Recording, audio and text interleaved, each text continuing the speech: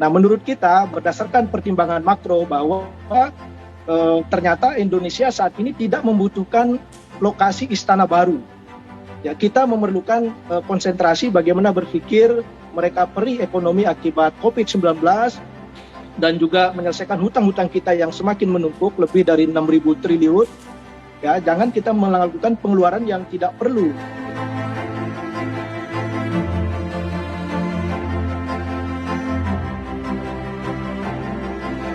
Bahwa saya berulang kali mengatakan bahwa pemindahan ibu kota bukan hanya membangun istana presiden, bukan membangun jalan, tapi itu adalah membangun sebuah peradaban yang harus kita membuat social planner. Bukan hanya visi.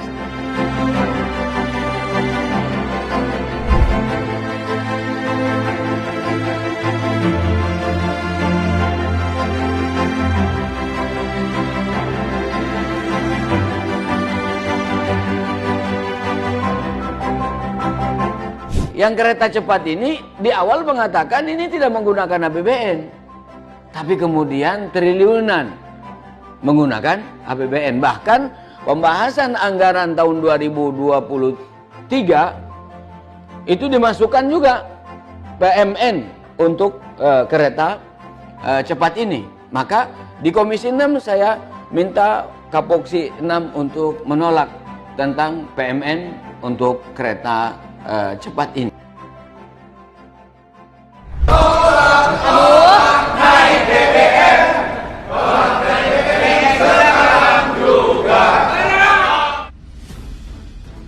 Kami ingin menyampaikan aspirasi masyarakat melalui PKS. Dengan ini kami menyatakan bahwa fraksi PKS menolak kenaikan harga BBM bersubsidi. Karena ini jelas-jelas memberatkan masyarakat. Hari ini di depan demo terus-menerus dilaksanakan oleh masyarakat. Kami mendukung demo-demo masyarakat atas penolakan ini. Karenanya dengan ini kami, fraksi PKS menyatakan walk out dari forum ini. Demikian, terima kasih.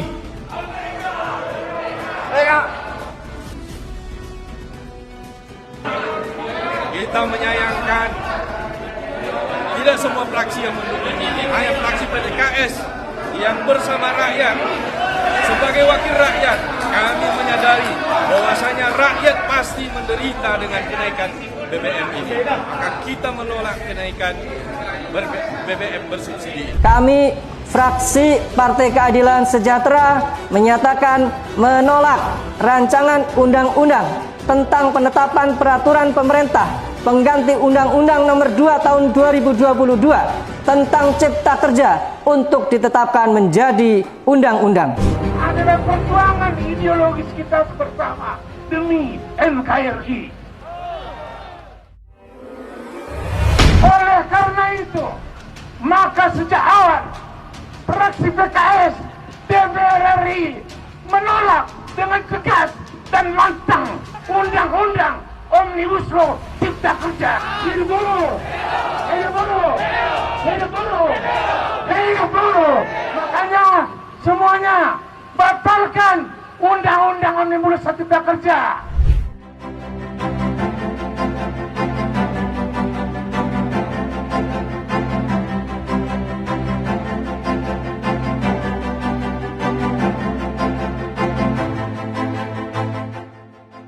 Bukan semata-mata menjaring kepemimpinan yang berkualitas, tetapi lebih kepada membuka ruang demokrasi, membuka ruang untuk anak bangsa yang memiliki kualifikasi, ya kan begitu. Maka dicari yang paling mungkin, yang paling soft, yang paling mencerminkan ya tadi, tidak terlalu tinggi juga tidak terlalu zero gitu.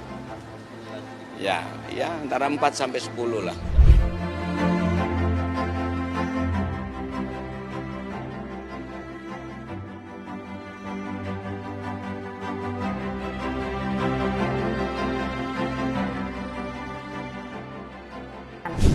Kenaikan yang akan dibayar jemaah haji 69 juta, saya kaget juga gitu ya.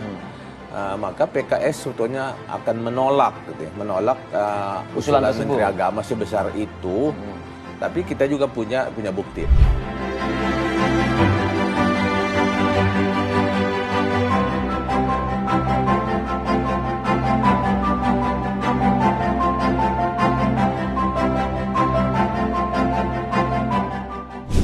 fraksi PKS sendiri akan terus mensupport bantuan, salah satunya dengan kembali mendonasikan gaji Dewan bulan Desember ini untuk korban bencana. Ia juga mengajak seluruh anggota legislatif PKS, baik dari pusat hingga daerah, untuk memotong gaji. Harapannya dana tersebut dapat segera terrealisasi dan didistribusikan kepada seluruh korban bencana.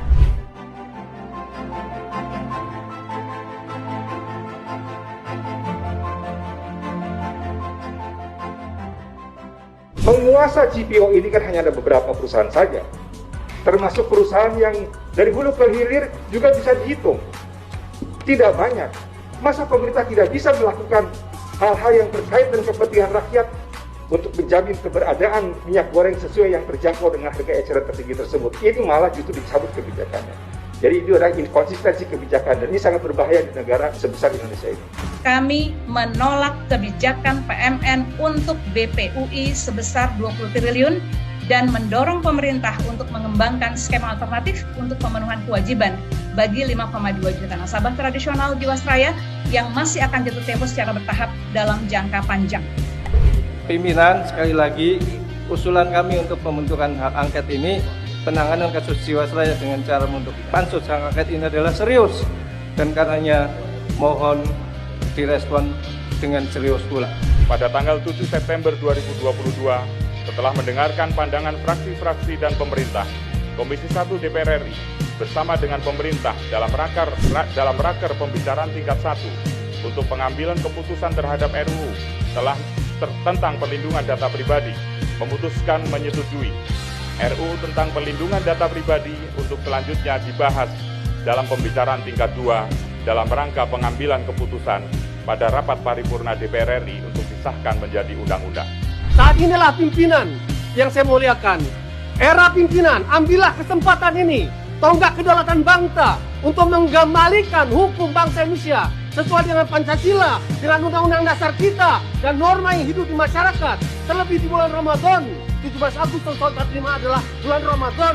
Kita ambil, kita sahkan apa yang sudah disepakati oleh seluruh fraksi pada periode yang lalu, yaitu RUU KHP, dan telah menjadi carry over pada era ini.